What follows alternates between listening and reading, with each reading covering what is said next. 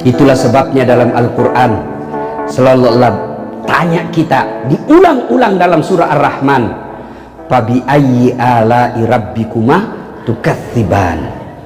Bapak Ibu pasti adik-adik ini terutama pasti pecinta bola, ya kan Pak? Selalu PSSI kalah. Kalau saya begadang kalah lagi, aduh. Iya toh? Kenal kita Ronaldo, Lionel Messi, itu gajinya kumpul seluruh masyarakat Indonesia yang kerja di sini masih lebih besar gajinya Ronaldo satu bulan. Ya, ya kan? Tapi apa Ronaldo yang hebat? Bukan. Tapi karena Allah kasih lutut yang bisa bengkok.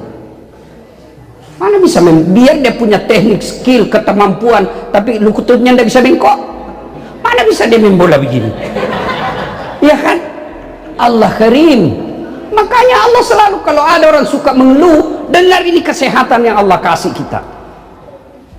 Tapi apakah setelah semua ini baik kita mulia di sisi Allah? Tidak.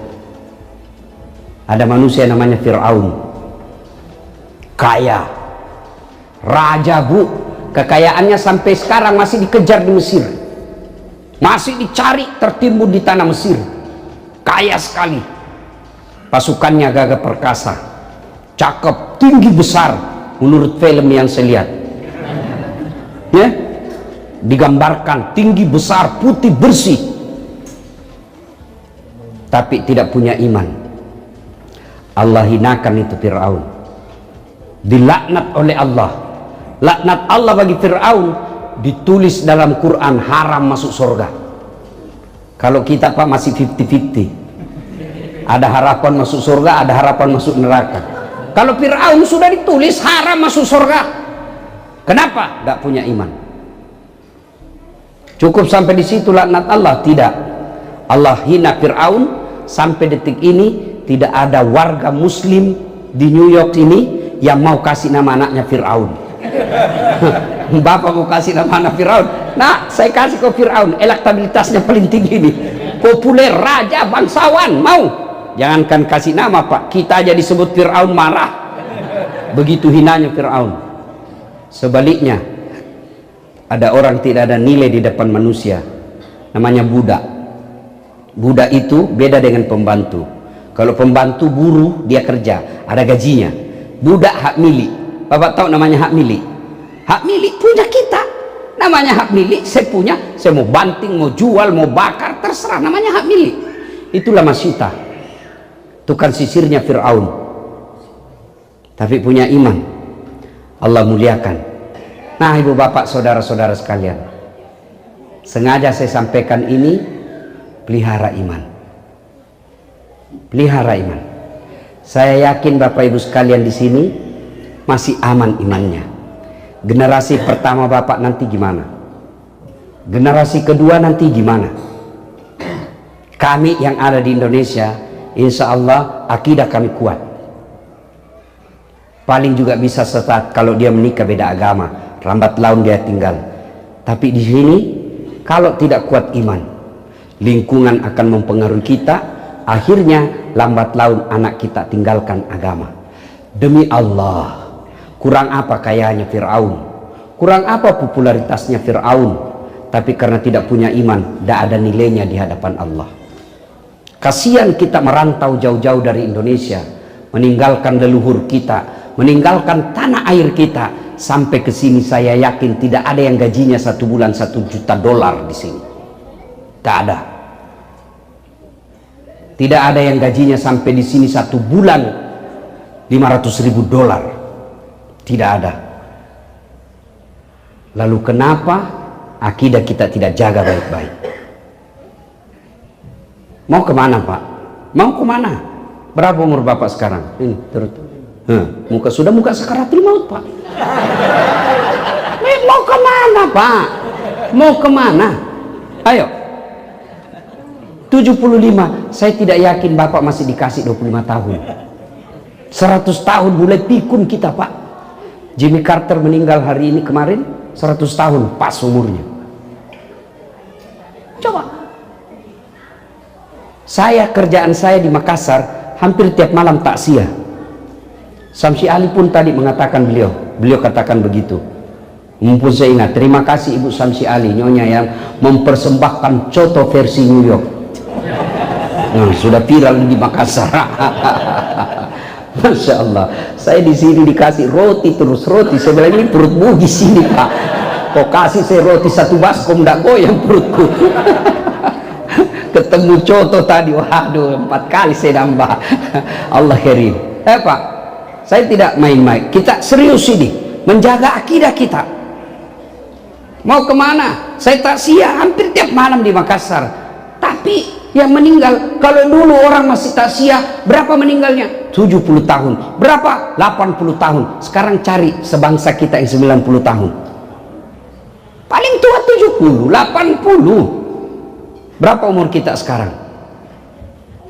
Apa yakin anak kita nanti masih punya akidah? Ketika sakaratil maut, Ibrahim alaihissalam, apa yang ditanyakan kepada anak dan keturunan? Ya bunaya, ma ta'buduna min ba'di. Wahai anakku, kalau saya mati nanti, apa yang kamu sembah? Apa yang kamu sembah nanti kalau saya mati nak? Tapi manusia modern, ketika sakaratul maut dan tua, apa yang dia tanya? Bukan ma ta'kuluna min ba'di. Apa yang kamu makan nanti nak? Saudara-saudara yang perantau di sini, saya tidak yakin ada anak kita yang mati kelaparan. Tidak mungkin. Saya tidak yakin ada anak kita yang bodoh di sini. Tidak. Tapi saya curiga ada anak kita yang sudah tidak tahu ngaji. Ada anak tahu kita yang sudah tidak tahu rukun iman, rukun Islam. Dan itu lambat laun kita merasa itu hal biasa. Padahal itu sudah kiamat buat akidah kita. Ibu-ibu yang ada di belakang, maafkan saya. Bu. Oi Bu. Oi. Kalau ibu meninggal, siapa yang doakan ibu? Suami. Kawin lagi Bu. Siapa nih? Bapak-bapak. Kalau bapak meninggal, siapa yang doakan bapak? Hah? Temanmu, coba lihat itu di grup WhatsApp. Bapak semua punya grup WhatsApp kan? Coba kalau ada teman kita meninggal, jangankan baca doa, ngetik doa saja tidak mau Pak. Apa dia kirim? Stiker Al-Fatihah. Tidak juga dia baca itu. Kenapa kau tahu? Karena saya juga begitu. Dan begitulah nasib kita nanti ketika wafat. Paling orang kenal kita, ya datang mengantar jenazah, ngantar ke kuburan. Sudah itu, jabatanmu diperebutkan orang. Hartamu diperebutkan menantu. Lalu siapa yang akan menolong kita? Amal. 3 amal kita yang akan menolong. 1 diantaranya anak yang soleh dan soleha.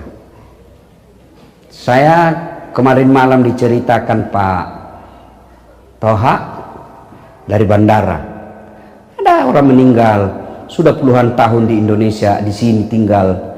Kemudian ketika mau meninggal, dia berpesan agar dikuburkan dalam keadaan dikuburkan secara Islami. Ketika sakaratul maut di rumah sakit, menelponlah Ustadz Samsi Ali kepada keluarganya. Orang tuamu sakaratul maut, kok bisa datang? Apa jawabannya? Mohon maaf, saya tidak bisa datang, saya lagi meeting. Sampai meninggal tidak datang. Dan itu pun saya pernah alami. Saya mau pergi ceramah, tiba-tiba ada ibu menangis. Ustadz, tolonglah datang dulu ke rumah Ustadz. Suami saya meninggal, saya tidak tahu mau apakan. Mana semua keluarga? Anak-anaknya ibu mana? Dia bilang, sibuk semua Ustadz. Saya datanglah ketika itu, saya telepon panitia, saya minta tolong untuk sebentar ditunda acara, ada darurat. Saya datang sampai ke situ, saya bilang mana nomor teleponnya anaknya Bu. Saya telepon anaknya yang pengusaha di Samarinda, Kalimantan Timur. Bang, Pak, saya bilang, Daeng, meninggal ini. Meninggal bapakmu. Bagaimana, ditunggu atau tidak? Apa jawabannya? Mohon maaf Ustaz, biar saya pulang tidak merubah keadaan. Tolong kirimkan saja nomor rekeningnya Pak Ustadz. Semua biaya pemakaman dan pengurusan jenazah saya kirim. Itulah fakta. Dan itu kalau kita tidak jaga anak akidahnya, anak kita akan kita alami seperti itu. Dan padahal di dunia ini berapa lama kita bisa hidup? Bapak-bapak datang ke sini merantau, tidak enak di sini ada pilihan tidak? Ibu-ibu datang sini merantau, ndak nyaman di Amerika sini, ada pilihan? Ada. Balik lagi rek, boleh rek, mangan orang mangan yang penting ngumpul. Iya kan? Balik pak. Di kantor A kerja di sini, bapak ndak senang di kantor itu, ada pilihan? Ada. Pindah, cari kantor lain. Ibu-ibu, suami jelek, kasar, ada pilihan? Ada.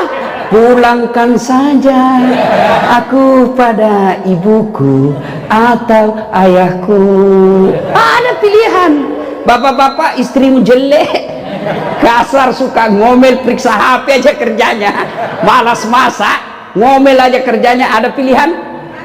Dua pilihannya pak, ganti atau tambah lagi. Iya. Tapi kalau bapak masuk kubur ada pilihan tidak? Ada pilihan. Mau kemana pak? Balik lagi ke dulu, viral satu dunia. Tidak ada pilihan lagi ketika masuk di kubur. Tidak mungkin. Mau balik tidak mungkin. Hadapi itu. Dan di kubur bukan bapak menunggu 1000 tahun. Bayangkan kakek kita, kakek kita yang dulu masih menunggu sampai sekarang. Dan pasti itu kita akan alami. Maka gunanya pengajian ini untuk memperbaiki kembali semangat keimanan kita. Kalau kita saja mampu tinggalkan tanah air untuk mencari nafkah sampai ke Amerika sini, kenapa justru untuk menuntut ilmu agama kita abaikan? Wa mal hayatud dunya illa mataul hurur. Dunia ini tipu daya saja. Dunia ini pasti berakhir. Jangan tergoda dengan dunia. Betapa banyak pelajaran dicontohkan oleh Allah melalui Quran. Orang-orang yang hina karena mengutamakan dunia. Tapi berapa banyak orang yang Allah muliakan tidak diabaikan dunia, tapi dunia lah dia kejar seadanya saja. Lalu akidahnya kuat, dia dikenang sampai sekarang. Ibu bapak saudara-saudara sekalian, pertanyaannya bagi kita, bagaimana memelihara iman? Bagaimana memelihara iman? Satu, ibu punya handphone? Punya handphone? Nah, bapak-bapak punya handphone. Itu handphone kalau dipakai terus kenapa? Lobet. Kalau lobet diapain? Dicas. Kalau tidak dicas kenapa? Kalau mati masih bisa dipakai bu? Masih dipakai melempar. Masih bisa pak. Iya. Begitu juga dengan iman. Iman perlu dicas. Kalau tidak dicas, mati kita punya iman. Dakwah dengan iman itu handphone dengan cas. Coba lihat. Kita lihat gajinya orang ribuan dolar. Kita lihat rumahnya orang mewah. Kita lihat di TV kehidupan mewah. Mewah, dunia terus. Kapan dicas dengan iman? Perlu dicas. Maka casnya itu satu, dengar dakwah. Dengar dakwah. Mesti dengar ceramah. Caranya, mohon maaf ibu ya, di rumah anak-anak kita perdengarkan dakwah. Saya bukan alumni pondok pesantren, tidak pernah saya pondok pesantren. Dari mana saya belajar agama? Bapak saya waktu saya kecil ada radio, selalu diputarkan ceramah-ceramah. Minimal kalau kalian dengar ceramah, ada pengetahuan agama di otak kita. Dengar dari mimbar masjid. Maka kalau bapak ibu senang dengar lagu, senang dengar nyanyian-nyanyian, mestinya senang juga dengar dakwah seperti senangnya kita dengar lagu. Gimana caranya? Naik mobil sudah dengar dakwah. Pengajian ayat suci Al-Quran itu bagian dari ikhtiar usaha memelihara iman. Karena kalau tidak, hilang iman kita pak. Dengar dakwah. Yang kedua, setelah dengar dakwah, yang paling lagi cara memelihara iman itu adalah berteman dengan orang-orang soleh. Coba kalau saya jalan sama Ustadz Samsi Ali, paling saya tanya, Ustadz, di mana masjid bisa berjamaah di sini? Tidak mungkin saya bilang, Ustadz, di mana panti pijat yang bagus? Tidak mungkin kan? Paling saya tanya, di mana ada pengajian? Di mana ada masjid? Kalau orang berteman dengan orang-orang soleh, maka insya Allah tertular kesolehannya. Berteman dengan orang-orang soleh.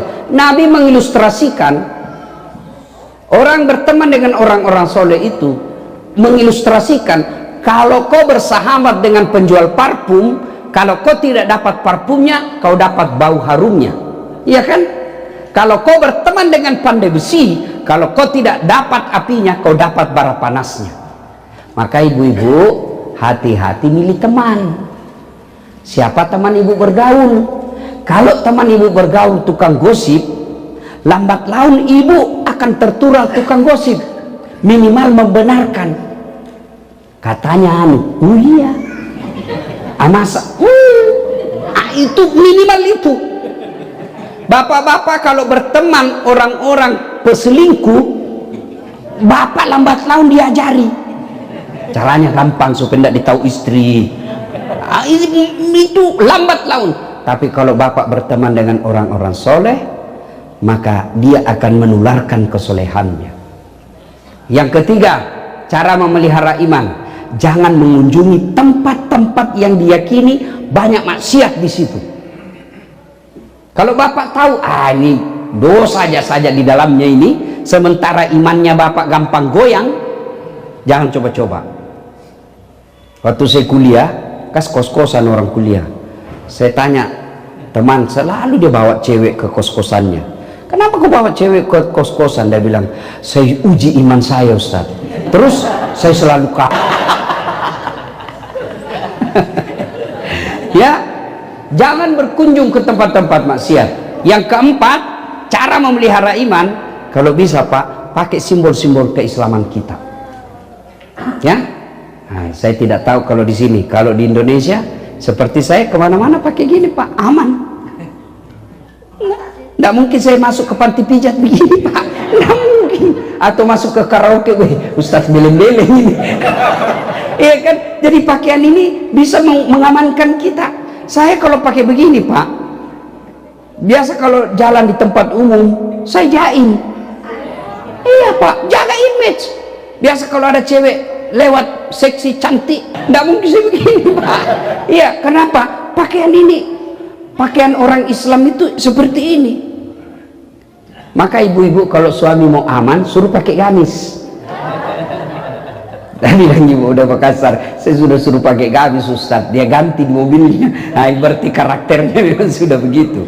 Nah, ibu bapak saudara-saudara sekalian, beginilah cara-cara untuk memelihara iman. Yang kelima, doa. Hidayah datang dari Allah. Dan doanya dalam ujung-ujung akhir surat Al-Baqarah, Rabbana la tusik qulubana ba'da is hadaitana wa hab lana min ladunka rahmah innaka antal wahhab. Itu doa. Minimal makna dari ayat itu, ya Allah, jangan engkau gelapkan hati saya, jangan engkau tutup hati saya, jangan engkau lindungi hati saya, serta jangan engkau sesatkan, gelapkan setelah engkau berikan hidayah dan petunjuk. Itu kita minta kepada Allah. Dan doa itu Pak tidak harus bahasa Arab. Nah, ya, banyak orang mau berdoa dia beli buku doa, lalu dia hafal. Bukan menghafal itu doa itu curhat. Tidak mesti bahasa Arab. Daripada ibu bahasa Arab tidak tahu artinya, kan bingung malaikat. Apa maksudnya ini ibu? Lain di mulut, lain di bibir, ya kan? Apa maksudnya ini ibu? Dia meminta doa suami yang setia, ternyata doa yang dia baca doa minta hujan. Ibu bapak saudara-saudara sekalian, ya inilah kiat-kiat memelihara iman kita. Waktu berikutnya saya persilahkan untuk bertanya kalau ada yang mau bertanya. Silakan. Ya. Saya duduk, sebenarnya saya sudah mulai lobet. Ya, saya lobetnya karena konsumsi makanannya tidak cocok di Indonesia dengan perut saya. Saya bawa 1 koper Indomie, ternyata enak juga makan Indomie terus. Silakan, ibu-ibu mau tanya apa saja, silakan ya. Atau ada yang mau menjawab, boleh juga. Silakan, kita mulai. Dari ibu-ibu di belakang, boleh. Ibu, oke, sudah. Bu, saya kasih $100. Mau Ibu? Mau? Oke, mau. Lalu saya tambah lagi $100. Pasti tambah mau. Ya toh? Tambah lagi $100. Masih tambah mau. Artinya, kalau Ibu cuma dengar, sudah dapat pahala. Mengajinya lagi, dia baca dengan tambah lagi pahala. Dia belajari lagi terjemahannya, dia baca, kemudian dia baca lagi tafsirnya, banyak lagi keutamaan. Makin sering dilakukan, makin banyak. Boleh dengar saja, boleh. Tapi jangan bilang saya tidak mau baca. Itu tidak mau bacanya, itu yang tidak boleh. Tapi kalau dia bilang saya sibuk, tidak punya waktu lagi, tapi saya dengar saja, alhamdulillah masih ada harapan. Tanpa mempelajari membaca Al-Quran, kalau maksudnya dia tidak mau belajar, tidak mau belajar, tidak mau belajarnya itu tidak baik, tapi mendengar murattalnya itu baik. Ya, masih lebih baik daripada tidak mau belajar, tidak mau mendengar pula. Tapi kalau mau yang lebih baik, mendengar dan belajar. Makanya saya bilang tadi, Ibu mau $1, $10, $100, sudah itu saya tambah lagi, makin banyak amal, makin bagus. Dan Bapak Ibu harus tahu, orang masuk surga bukan karena tidak ada dosa. Coba, mana ini contoh, saya kasih contoh. Cuma tidak ada contoh di sini. Ya. Tidak ada. Saya mau kasih contoh saja ya. Dek Gagah. Nah, ini ada rupanya. Ada. Oke. Ibu bapak, saudara-saudara sekalian. Ya. Saya kasih contoh ya. Nah. Bapak ibu lihat ini. Lihat ini. Jawab dulu. Lobet betul. Lihat ini. Nah, anggaplah ini dosa. Menipu istri. Alasan rapat-rapat ternyata pergi merapat. Kan? Anggaplah ini dosa menipu suami. Izin pergi pengajian 30 menit 2 jam gosip. 30 menit saja dengar dakwah, 30 menit gosip. Anggaplah ini gibah. Anggaplah ini makan barang-barang yang tidak halal. Ini di sini dosa. Nah, kira-kira kalau saya kasih di sini, Bapak Ibu masih lihat? Masih lihat? Enggak, inilah amal. Ini dosa, ini amal. Itulah makna dari hadis, tutupi kesalahanmu dengan memperbanyak kebaikan, amal. Maka yang kita kejar berlomba-lomba dalam kebaikan. Pastabikul khairat. Maka yayasan saya itu tagline-nya, motonya pastabikul khairat, berlomba-lomba dalam mengejar kebaikan. Ibu ngaji, pahala. Dengar dakwah, pahala lagi. Masak, pahala lagi.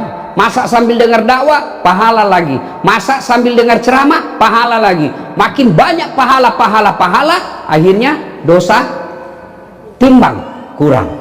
Bukan dikurangi, tapi beratnya amal lebih banyak daripada beratnya dosa. Itulah sebabnya ada 2 malaikat, Pak. Ada malaikat pencatat kebaikan sebelah kanan, ada malaikat pencatat keburukan sebelah kiri. Tidak boleh dikatakan, tidak usah kau sholat, tidak pakai jilbab. Tidak pakai jilbab beda, sholat juga beda. Itu makna ayat, wala talbisul haqqa bil batil. Allah tidak mencampurkan antara hak yang batil. Maka ketika ditimbang kebaikannya sebelah kanan, timbang keburukannya sebelah kiri, ternyata timbang punya timbang lebih berat kebaikannya daripada dosanya, meskipun selisihnya 0,1%, dia masuk surga. Yang celaka, kita hobi dosa, kurang amal. Kalau tidak bisa memperbanyak amal, jangan tambah dosa. Begitu rumusnya. Kalau banyak dosa, mestinya lebih banyak lagi kebaikan kita. Yang jadi masalah, dosa banyak, pahala kebaikan kurang. Nah, bagaimana cara menambah-nambah pahala-pahala itu? Semua nilai-nilai kebaikan lillahi ta'ala itulah pahala. Bukan pahala itu hanya sholat. Kalau pahala hanya sholat, berapa kali lu sholat sehari? Paling 5 kali. Tambah sunnah-sunnahnya, itu untung sekali sudah kalau ada rawatibnya. Sholat tengah malam